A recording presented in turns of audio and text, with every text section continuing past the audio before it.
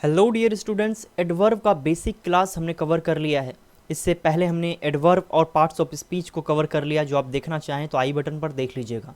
लेकिन ये वीडियो कुछ स्टूडेंट्स के डाउट क्लियर करने के लिए बनाए जा रहे हैं कि अगो, बिफोर और ऑलरेडी, इस तीनों का मतलब होता है पहले, और ये तीनों एक एडवर्ब हैं। तो कहाँ पर इसका सही प्रयोग किया जाए, आइए इस क्लास में यही सीखते हैं।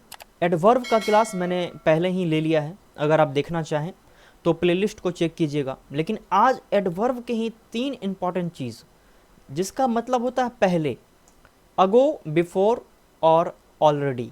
यानी अगो का मतलब भी पहले, बिफोर का भी मतलब पहले, और ऑलरेडी का मतलब भी होता है पहले। तो इस तीनों का प्रयोग कहाँ पर किया जाएगा सटीक तरीके से, आइए इस वीडियो में यही समझते हैं। अगो का मतलब होता है पहले।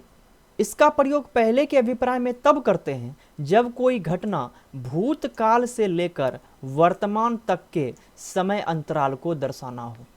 यानी इसका प्रयोग पहले के अभिप्राय में करते हैं, लेकिन वो घटना भूतकाल से लेकर वर्तमान तक के समय अंतराल को दर्शाना हो, यानी कि अब तक के काम को। जैसे I came Katihar 10 years ago, यानी मैं कटिहार 10 साल पहले आया था और अभी भी मैं कटिहार में हूं, इसीलिए यहां पर अगो का प्रयोग किया गया है। तो आपने समझा कि 10 साल पहले आया था, ये भूतकाल की बात थी, और वर्तमान में भी वो कार्य, वो चीज, वो एक्शन, वो अवस्था जारी है, तो उसके लिए अगो का प्रयोग किया जाएगा। आइए अब बिफोर को समझते हैं। बिफोर का भी मतलब होता है पहले। इसका प्रयोग पहले के अभिप्राय में तब करते हैं जब दो भूतकालिक घटना को एक साथ दर्शाना हो। जैसे शिक्षक के आने से पहले मैं आ चुका था। अब देखिए कि दो भूतकालिक घटना जो भूतकाल में ही दोनों हो गई हो, लेकिन दो भूतकालिक घटना को दर्शाना हो, उसके लिए बिफोर का प्रयोग करते हैं। जैसे I had come before the teacher came, यानी कि शिक्षक के आने के पहले मैं आ चुका था। तो यहाँ पर बिफोर का प्रयोग किया गया। यहाँ पर वर्तमान से संबंध नहीं, टीचर का आना और मेरा आना दोनों ही भूतकाल में ही घटित हो गया था। तो भूतकाल में दो घटना घटित हुई, उसे दर्शाने के लिए बिफोर का प्रयोग करेंगे पहले के अभिप्राय में। एंड स्टूडेंट्स, आपको जानकर काफी आश्चर्य होगा कि ऑलरेडी का भी मतलब होता है पहले। इसका प्रयोग प्रेजेंट परफेक्ट टेंस में पहले के अभिप्राय में करते हैं जिसका प्रभाव अब भी शामिल हो, यानी जिसका प्रभाव अब भी मौजूद हो।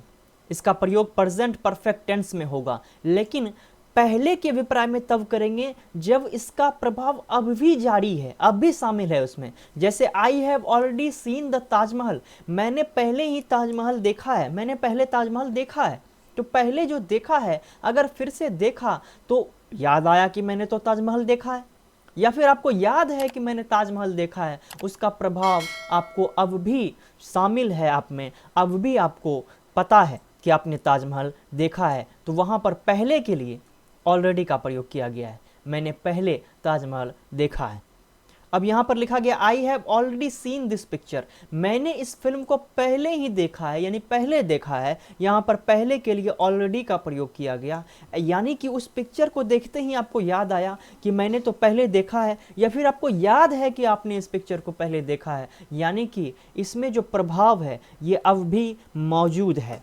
अगो का प्रयोग तब करते हैं जब भूतकाल की किसी घटना को दर्शाना हो जो अब तक जारी है, यानी अब तक के लिए, भूतकाल से लेकर अब तक के लिए। और बिफोर का प्रयोग तब करते हैं जब दो भूतकालिक घटना को दर्शाना हो और पहले का अभिप्राय करवाना हो। और ऑलरेडी का प्रयोग तब करते हैं जब ऐसी घटना हो जिसका प्रभाव अब भी जारी हो, इसके लिए ऑलरेडी का प्रयोग करते हैं। तो मुझे उम्मीद है कि ये छोटी सी वीडियो आपके काफ़ी हेल्प में आई होगी। वीडियो आपके हेल्प में आई है तो इसे लाइक और शेयर जरूर कीजिएगा। साथ ही साथ चैनल पर नए हैं तो सब्सक्राइब करके बेल आइकन को हिट कर दीजिए।